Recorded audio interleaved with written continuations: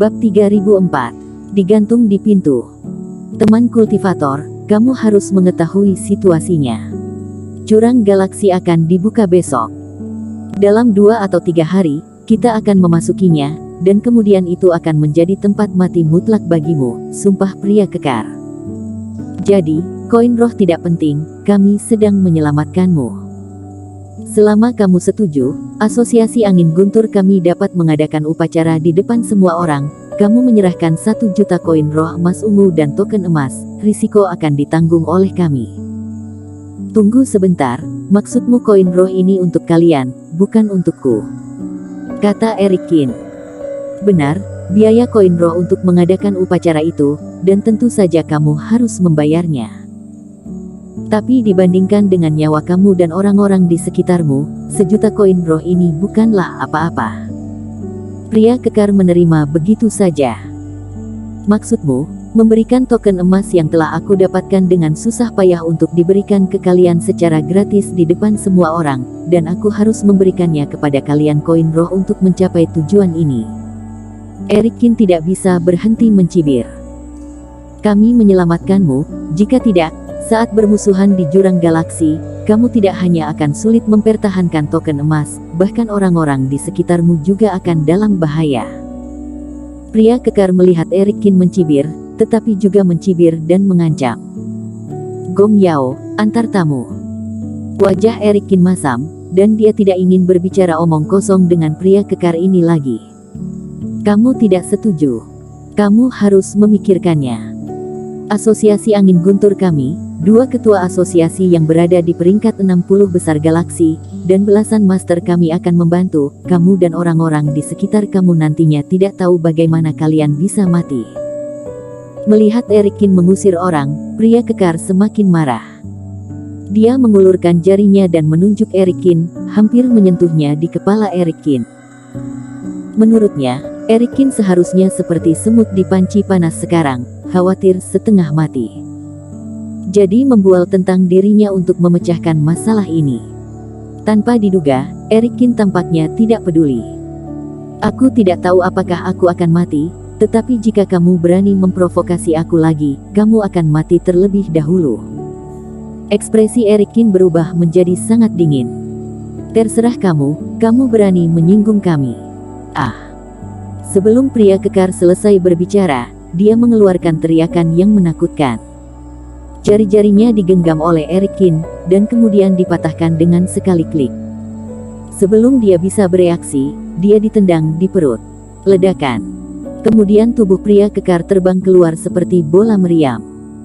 Karena pintunya tidak ditutup sebelumnya, pintu juga tidak rusak.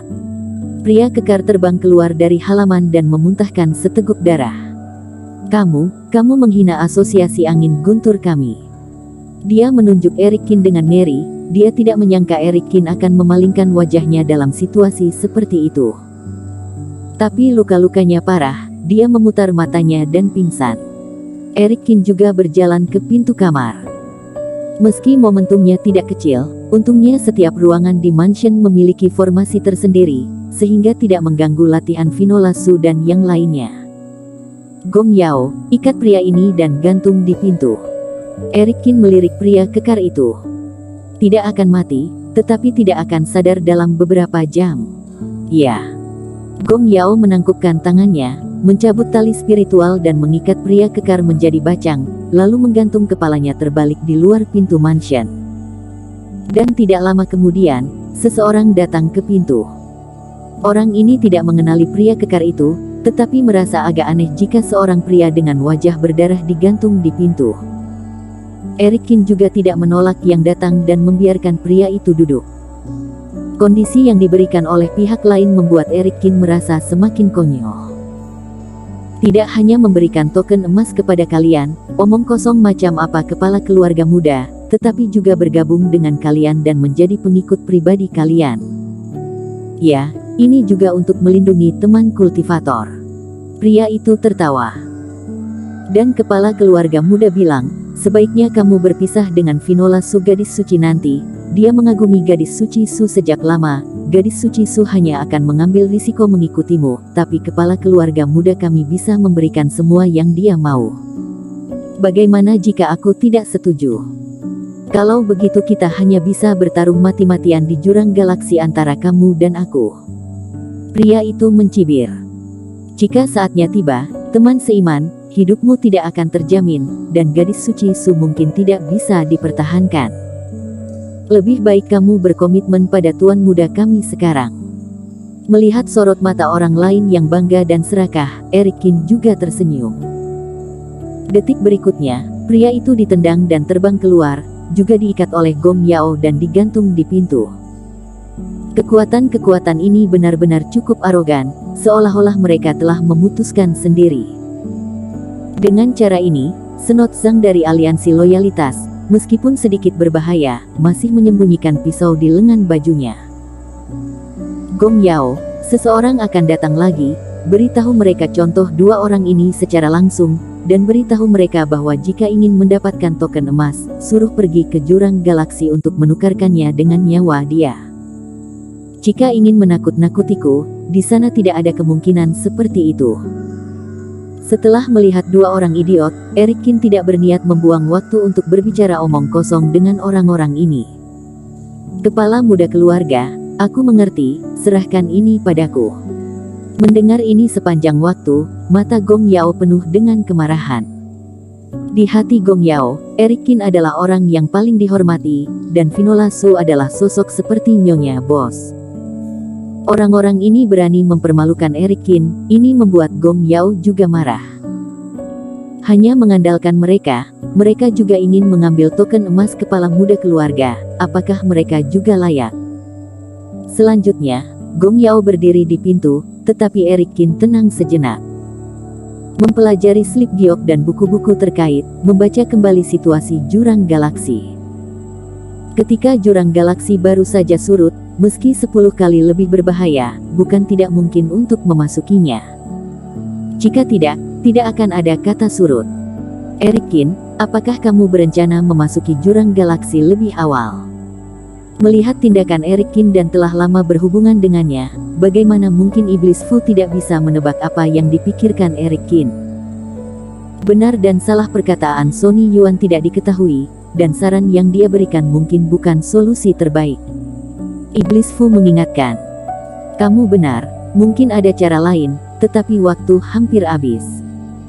Eric Kin menggelengkan kepalanya. Memikirkan penindasan 18 kultivator jahat sebelumnya, dan menampakkan diri di jalan galaksi, itu bisa membuat para pengintai menyerah. Sekarang sepertinya dia meremehkan godaan token emas.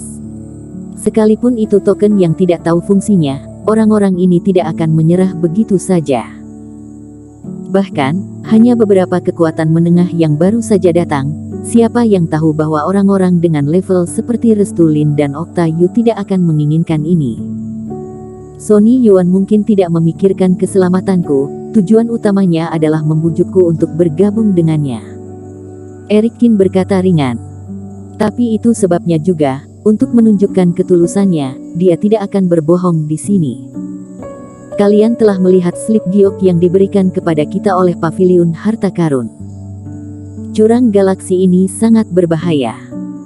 Bahkan jika badai berhenti setelah 3 atau 5 hari, itu masih merupakan tempat yang berbahaya, terutama ketika baru dibuka.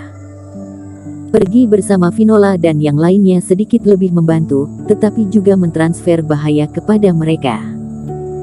Bahkan tanpa pengingat Sony Yuan sebelumnya, aku akan pergi lebih dulu karena sikap arogan Senot Zhang dan orang-orang ini sekarang. Tapi ada badai Reiki yang tak terhitung jumlahnya di dalam, juga celah ruang, hantu jahat gentayangan, masuk duluan, hanya kamu, itu terlalu berbahaya. Kata Iblis Fu gelisah. Jika orang-orang yang mengincarku juga tidak peduli, apa peduliku? Eric Kin tersenyum tipis, matanya memancarkan niat membunuh. Bersambung.